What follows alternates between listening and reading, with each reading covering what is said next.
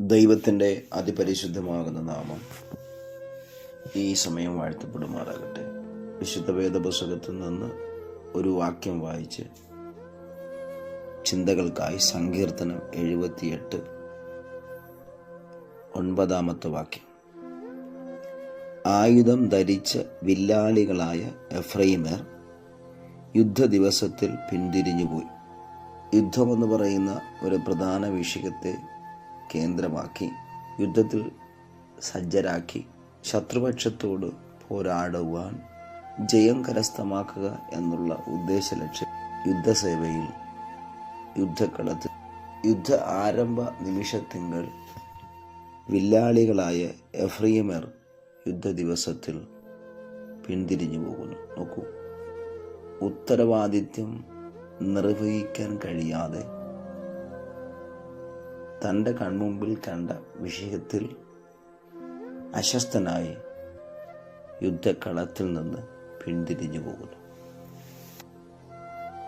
യുദ്ധം എന്ന വിഷയത്തെ ചിന്തിക്കുമ്പോൾ എന്തുകൊണ്ടായിരിക്കാം ആയുധം ധരിച്ച വില്ലാളികൾ യുദ്ധ ദിവസത്തിൽ പിന്തിരിഞ്ഞു എന്ന് ചോദിക്കുമ്പോൾ, സാധാരണയായി ആയുധം ധരിച്ച വില്ലാളികൾ യുദ്ധ ദിവസത്തിൽ പിന്തിരിയുന്ന സാഹചര്യങ്ങളൊന്ന് പരിശോധിക്കാം. യുദ്ധ ദിവസത്തിൽ ആയുധം ധരിച്ചവർ പിൻവാങ്ങാറുണ്ട്.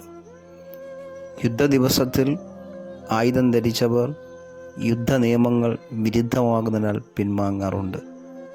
യുദ്ധ ദിവസത്തിൽ ആയുധം ധരിച്ചവർ തൻ്റെ മറുഭാഗത്ത് നിൽക്കുന്നവർ ശക്തരെന്ന് ബോധ്യപ്പെട്ടാൽ യുദ്ധ ദിവസത്തിൽ പിൻവാങ്ങാറുണ്ട്.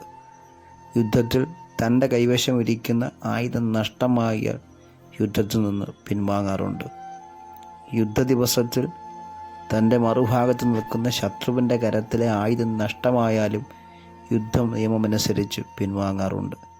യുദ്ധ ദിവസത്തിൽ തൻ്റെ ശരീരത്തിന് ബലഹീനമുണ്ടായാൽ യുദ്ധത്തിൽ നിന്ന് പിൻവാങ്ങാറുണ്ട്. യുദ്ധ ദിവസത്തിൽ മാനസികമായ വേദനയുണ്ടായ യുദ്ധ ദിവസത്തിൽ പിൻവാങ്ങാറുണ്ട്. യുദ്ധ ദിവസത്തിൽ തൻ്റെ ശരീരത്തിൽ ബലം കുറഞ്ഞു കഴിഞ്ഞാൽ യുദ്ധ ദിവസത്തിൽ പിൻവാങ്ങാറുണ്ട്. യുദ്ധ ദിവസത്തിൽ തൻ്റെ ജീവന് കേടുണ്ടെന്ന് ബോധ്യപ്പെട്ടാൽ, തൻ്റെ ജീവൻ അപകടപ്പെടുമെന്ന് ബോധ്യപ്പെട്ട് കഴിഞ്ഞാൽ പിൻവാങ്ങാറുണ്ട്. യുദ്ധക്കളത്തിൽ തൻ്റെ മറുഭാഗത്ത് നിൽക്കുന്ന ശത്രു തന്നെക്കാൾ ബലവാനോ ആയുധധാരികളോ എന്ന് ബോധ്യപ്പെട്ടാൽ യുദ്ധ ദിവസത്തിൽ പിൻവാങ്ങാറുണ്ട്. ഇവ ശ്രദ്ധിക്കുന്ന പ്രിയപ്പെട്ടവരെ, നിങ്ങളുടെ ആത്മീയ ജീവിതത്തിൻ്റെ വീക്ഷണത്തിൽ നിങ്ങളൊരു യോദ്ധാവെന്നും നിങ്ങൾ യുദ്ധക്കളത്തിലാകുന്നുവെന്നും യുദ്ധക്കളത്തിൽ നിൽക്കുന്ന നിങ്ങൾ ഒരു നിയമിതനാക്കപ്പെട്ട നിയമനം പ്രാപിച്ച മനുഷ്യനെന്നും നിങ്ങളുടെ കൈവശം ആയുധമുണ്ടെന്നും ഈ പറയപ്പെട്ട വസ്തുതയൊക്കെ പ്രത്യക്ഷകരമായി കാണാൻ കഴിയാത്ത ആത്മീയപരമാകുന്ന ചില വസ്തുതകളുടെ ബന്ധത്തിലാകുന്നു എന്ന് നിങ്ങൾ ബോധ്യപ്പെടണം. എന്താണ്? ഉദാഹരണം, ആയുധം ധരിക്കുക യുദ്ധക്കളത്തിൽ നിൽക്കുന്ന ഒരു വില്ലാളിയുടെ ലക്ഷണമാണ്. കാരണം ആയുധം പ്രയോഗിച്ച് മറുഭാഗത്തുള്ള ശത്രുവിനെ വധിക്കേണ്ടതുണ്ട്. എന്നാൽ ഇവയുടെ ആത്മീയ ഉപദേശമോ, ഞാനോ നിങ്ങളോ യുദ്ധക്കളത്തിൽ നിൽക്കുന്നു എന്നതിൻ്റെ അടിസ്ഥാനത്തിൽ ഒരു വലിയൊരു ആയുധം ധരിക്കുക എന്നതാണോ? അല്ല. വിശുദ്ധ വേദപുസ്തകം പറയുന്ന വചനമെന്ന ആത്മാവിൻ്റെ വാൾ, അത് ഇരുവായ്ത്തലയുള്ള വാളത്രേ. അപ്പം നോക്കൂ, ഈ ആയുധമെന്നത് അക്ഷരാർത്ഥത്തിൽ കരത്തിൽ വഹിക്കുന്നതല്ല, മറിച്ച് ആത്മതലത്തിൽ നമ്മളിൽ ചിന്തയായി വേദപുസ്തകത്തിൻ്റെ അടിസ്ഥാനമായുള്ള വസ്തുതകളെങ്കിൽ ആ ചിന്തകൾ മറുഭാഗത്തെ ശത്രുവിനെ കണ്ട് ശത്രുവിൻ്റെ ബന്ധത്തിൽ സംസാരിക്കപ്പെടുന്നതെങ്കിൽ ശത്രുവിന് നേരെ പ്രഹരം ഉണ്ടാക്കുന്ന ആയുധമാകുന്നു ഈ വിശുദ്ധ വേദപുസ്തകത്തിലെ വേദവാക്യങ്ങൾ. അങ്ങനെയെങ്കിൽ യുദ്ധം ആരംഭിക്കുന്നതിന് മുമ്പ് പിന്തിരിയുന്ന മനുഷ്യൻ്റെ അവസ്ഥ എന്നതോ, ഞാൻ യുദ്ധക്കളത്തിലെത്തപ്പെട്ട മനുഷ്യൻ, ഈ യുദ്ധക്കളത്തിൽ എന്നെ നിയമിക്കപ്പെട്ട ഒരാളുണ്ട്. യുദ്ധക്കളത്തിൽ വെച്ച് മറുഭാഗത്തുള്ള പലരും എന്നെ ശ്രദ്ധിക്കപ്പെടേണ്ടതുണ്ട്.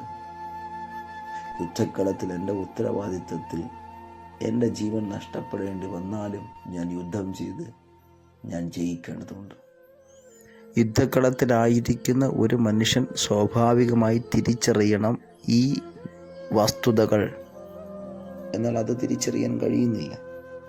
അല്ലയോ ഈ ശബ്ദം കേൾക്കുന്നവരെ, നിങ്ങൾ ഈ ഭൂമിയിൽ ഒരു സഞ്ചാര സുവിശേഷകനോ, ഒരു സഭയിലെ ഇടയനോ, ഒരു സാധാരണ സുവിശേഷകനോ, ഒരു വിശ്വാസിയായി നിങ്ങൾ ജീവിക്കപ്പെടുമ്പോൾ നിങ്ങളുടേതാകുന്ന ആത്മഭൗതിക മണ്ഡലങ്ങളിൽ, നിങ്ങളായിരിക്കുന്ന ഈ ആത്മീയ മണ്ഡലത്തിൽ നിങ്ങൾ ഒരു യുദ്ധക്കളത്തിൽ നിൽക്കുന്നത് പോലെ ആയിരിക്കുമ്പോൾ, കാണുവാൻ കഴിയാത്ത ശത്രുക്കൾ എന്ന നിലയിൽ നിങ്ങളായിരിക്കുന്ന ഈ ആത്മമണ്ഡലത്തിൽ അദൃശ്യതലത്തിൽ നിങ്ങൾക്ക് നേരെ ശത്രുവായി നിൽക്കുന്ന ദൈവത്തിന് വിരോധമായ ശക്തികളുണ്ടത്രേ. ആകയാൽ ഈ ശക്തികളോട് പ്രത്യക്ഷകരമാകുന്ന ഒരു യുദ്ധമല്ല, മറിച്ച് അദൃശ്യമണ്ഡലത്തിൽ ഒരാത്മീയ യുദ്ധം, പ്രാർത്ഥനയും ഉപവാസവും ദൈവിക വിശ്വാസത്താലുമൊക്കെയും ദൈവവചനത്തിൻ്റെ ശക്തിയാൽ ഒരാത്മീയ യുദ്ധം ഈ പൈശാചിക ശക്തികളോട് ആയിരിക്കുക.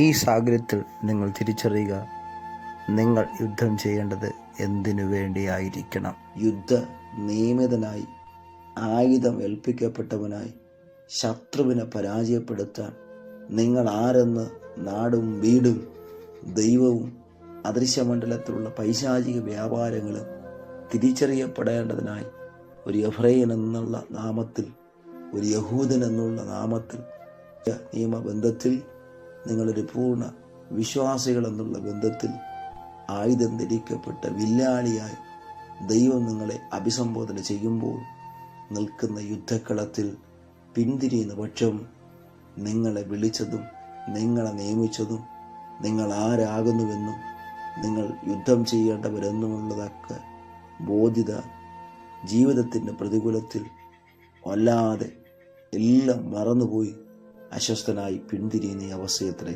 ഇതൊരിക്കലും ഒരാത്മ മനുഷ്യന് പാടില്ല. അങ്ങനെ സംഭവിക്കുന്ന ഒരു മനുഷ്യൻ്റെ ജീവിത സാഹചര്യങ്ങൾ ഒരാത്മീയ യുദ്ധക്കളത്തിൽ നിൽക്കുന്നവനെങ്കിൽ അവർ യുദ്ധത്തിൻ്റെ ആരംഭത്തിങ്കൽ അല്ലെങ്കിൽ യുദ്ധ ദിവസത്തിൽ പിന്തിരിയുവാൻ സാധ്യതകളേറെയുണ്ട്.